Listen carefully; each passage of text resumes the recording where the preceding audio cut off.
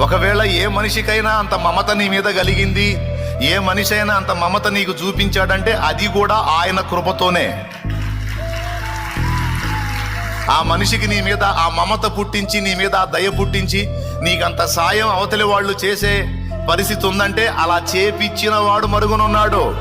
నువ్వేం చేస్తావు? చేసిన వాళ్ళని చూస్తావు, కానీ చేపిచ్చినోడిని చూడవు. చేపిచ్చినోడిని చూడాల, కథ ఆయనది.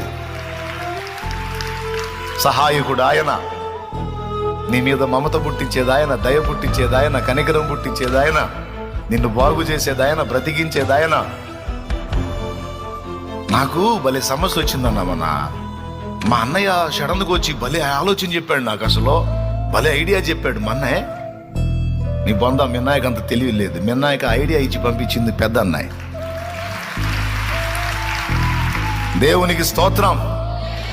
నేను చెప్తున్నా, ఆపత్కాల